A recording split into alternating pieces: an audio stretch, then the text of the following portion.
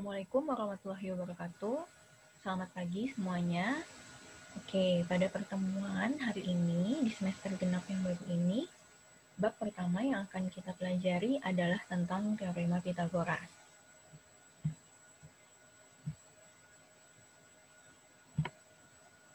Di pertemuan yang pertama ini, materi yang akan kita bahas adalah tentang pembuktian teorema Pitagoras. Sebelum kalian masuk ke dalam materi, kita baca dulu mengenai kompetensi dasar apa yang harus dicapai. Ada 2 kompetensi dasar, kalian baca dulu ya. Kemudian, tujuan pembelajaran apa yang akan kita pelajari di sini? Tujuan pembelajarannya adalah kalian dapat menjelaskan dan membuktikan mengenai kebenaran teorema Pitagoras. Kemudian kalian juga dapat menyelesaikan masalah yang berkaitan dengan teorema Pitagoras. Kemudian di sini ada tokoh matematika yang berjasa dalam menemukan teorema Pitagoras, yaitu Pitagoras. Jadi memiliki nama yang sama dengan teorema yang ditemukannya. Kalian bisa baca dulu ya. Oke, sudah siap? Kita akan mulai bagaimana cara membuktikan teorema Pitagoras. Teorema Pitagoras didapat atau digunakan pada sebuah segitiga siku-siku. Di sini Ibu berikan satu buah segitiga siku-siku, di mana Ibu misalkan panjang sisi siku-sikunya ada sisi mendatarnya yaitu A, kemudian sisi tegaknya yaitu B, dan ada sisi miringnya atau hipotenusanya panjangnya adalah C. Dari segitiga siku-siku ini, berdasarkan teorema Pitagoras, dapat dituliskan rumusnya A kuadrat ditambah B kuadrat sama dengan C kuadrat. Kita akan buktikan apakah bagaimana bisa memperoleh A kuadrat ditambah B kuadrat sama dengan C kuadrat. Yang pertama, kita misalkan dulu daerah yang berwarna hijau ini sebagai daerah persegi, maka luasnya adalah A kuadrat. Rumus luas persegi kan sisi kuadrat ya. Kemudian kita misalkan sisi yang B ini memiliki daerah persegi yang berwarna merah dengan luasnya adalah B kuadrat. Dan dari sisi C, kita peroleh suatu persegi yang berwarna ungu dengan luasnya yaitu C kuadrat. Yang pertama, kita mulai dengan, kamu perhatikan dulu setengah bagian dari persegi yang berwarna merah. Kita peroleh ini adalah sebuah segitiga siku-siku di mana luasnya menjadi setengah kali alas kali tinggi. Kemudian dari salah satu titik sudut pada segitiga siku-sikunya, Ibu gerakan. Ya, seperti ini. Oke, jadi dia hanya berpindah ya. Nah, ini kan jadi kita putar segitiga yang berwarna pink ini, tapi luasnya nggak berubah, jadi dia hanya berubah putarannya saja, posisinya saja. Nah, seperti ini.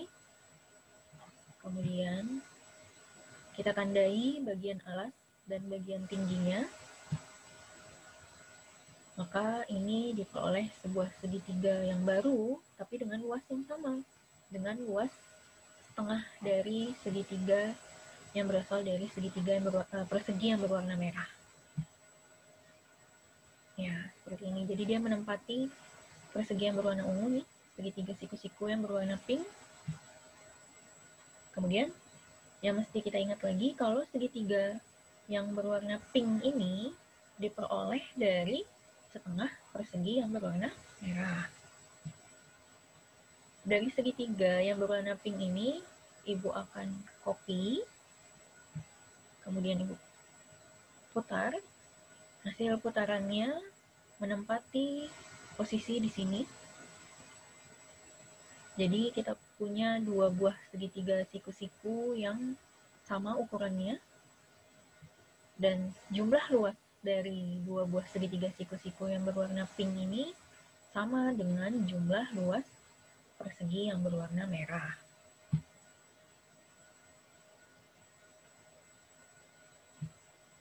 Kemudian perhatikan bagian persegi yang berwarna hijau. Dari persegi yang berwarna hijau, Ibu ambil lagi setengah bagian, yaitu memiliki bentuk segitiga siku-siku. Kemudian kita putar lagi, ini segitiga siku-siku yang berwarna hijau muda. Diputar lagi sampai menempati bagian persegi yang berwarna ungu, seperti ini. Kemudian ini bagian segitiga siku-siku yang berwarna hijau, Ibu copy. Kemudian Ibu pindahkan dan Ibu putar. Nah, jadi ada dua buah segitiga siku-siku yang berwarna hijau, di mana satu buah segitiga siku-sikunya ini merupakan setengah dari persegi yang berwarna hijau yang ada di sini. Jadi ini kalau kita gabung dua buah segitiga siku-siku yang berwarna hijau, luasnya sama dengan luas persegi yang berwarna hijau.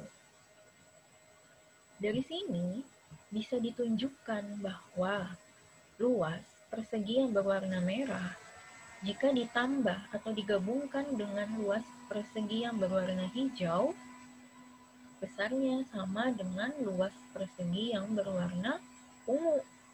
Di mana tadi rumus luasnya masing-masing adalah A kuadrat ditambah B kuadrat sama dengan C kuadrat.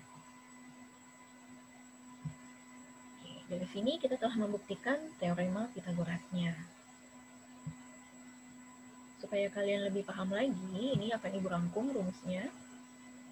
Jadi, teorema Pitagoras ini berbunyi seperti ini.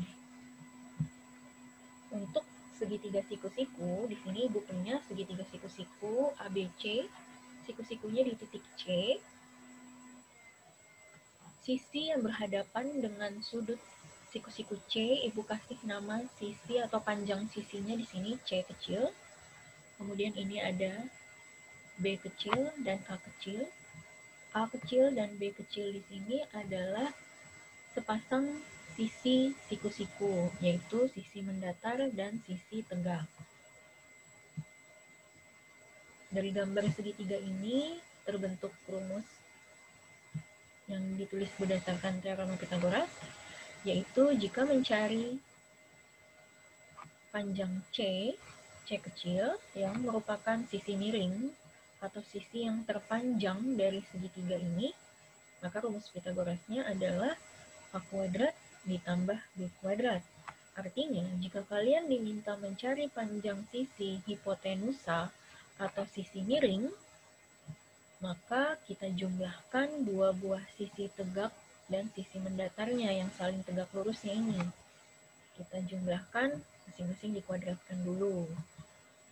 Tapi jika ditanya sisi yang lainnya, misalkan ditanyanya sisi B, sisi mendatar, ini kan bukan sisi miring, bukan sisi yang paling panjang, maka rumus mencari B-nya adalah B kuadrat sama dengan C kuadrat dikurang A kuadrat.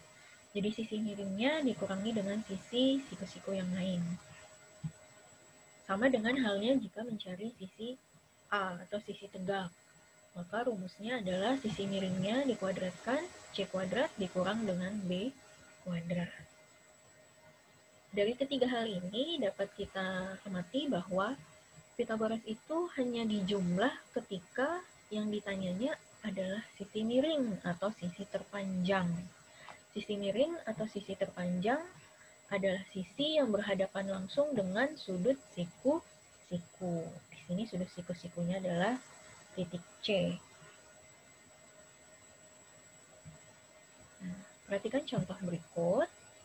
Diketahui segitiga ABC, siku-sikunya di A, kemudian panjang sisi AC-nya 6, panjang AB-nya 8. Tentukan panjang BC.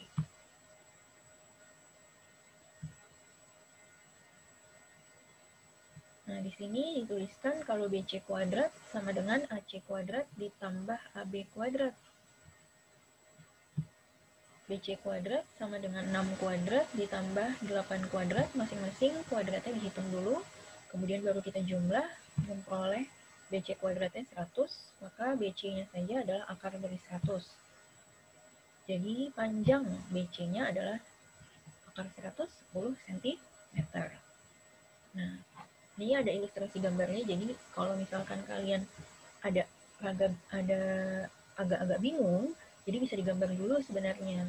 Tadi siku-sikunya di A, kemudian diketahui panjang AC-nya 6, kemudian panjang AB-nya 8. Yang ditanya adalah BC. BC kan di sini adalah sisi miring atau hipotenusa, yaitu sisi terpanjangnya, makanya Pitagorasnya ditambah. Oke, contoh soal yang berikutnya. Ada segitiga PQR, siku-sikunya di P, tentukan panjang PR. Dengan gambarnya seperti ini. Sisi yang diketahui panjang QR-nya 13 cm, PQ-nya 5 cm. Karena PR bukan merupakan sisi miring atau bukan merupakan hipotenusa, sisi yang terpanjang, maka cara menghitung PR-nya bukan dengan dijumlah, melainkan dikurang. Jadi PR kuadrat sama dengan sisi yang paling panjang atau hipotenusanya siapa? QR. Oh, berarti QR kuadrat dikurang PQ kuadrat. Kita tulis masing-masing 13 kuadrat dikurangi 5 kuadrat. Dihitung dulu kuadratnya baru kita kurang. Nah, dapat PR kuadratnya 144, maka PR-nya saja adalah akar dari 144, yaitu 12. Jadi panjang PR sama dengan 12 cm. Untuk soal yang ketiga, contoh yang ketiga, di sini ada soal cerita. Kita pahami dulu, di sini ada tiang tegak, tingginya 12 meter. Berdirinya tegak di atas tanah yang datar. Dari ujung atas tiang, ditarik seutas tali sampai dengan patok yang adanya di bawah di tanah ya. Panjang talinya itu adalah 15 meter. Pertanyaannya adalah berapa jarak patok dengan pangkal tiang bagian bawah. Biar lebih mudah untuk dikerjakan, kita gambar dulu. Jadi seperti ini ilustrasinya. Ini tadi tiang tegaknya, panjangnya 12 meter atau tingginya 12 meter. Dari ujung atas tiang ditarik seutas tali sampai dengan patoknya yang ada di bawah sini. Panjang talinya adalah 15 meter. Pertanyaannya tadi jarak dari patok ini sampai dengan bagian bawah tiang. Di sini Ibu misalkan dengan X. Perhatikan, karena yang ditanya adalah sisi ini, berarti ini kan bukan sisi paling panjang atau bukan hipotenusa. Maka Pitagorasnya dengan cara dikurang. Jadi X kuadratnya sama dengan 15 kuadrat dikurang 12 kuadrat. Masing-masing kuadratnya dihitung dulu, baru kita kurangi. Maka dapat X kuadratnya adalah 81, akar dari 81 adalah 9. Jadi diperoleh jarak patok dengan pangkal tiang bagian bawah adalah 9 meter. Nah, sampai di sini apakah ada yang mau ditanya? Jika ada yang mau ditanya bisa ditanyakan langsung ke Ibu melalui grup WhatsApp atau pribadi WA ke Ibu ya. Oke. File latihan soalnya akan Ibu bagikan melalui WhatsApp grup kelas masing-masing di pertemuan yang berikutnya. Oke, kita sudahi dulu sampai di sini. Sampai ketemu di pertemuan yang berikutnya ya. Assalamualaikum warahmatullahi wabarakatuh.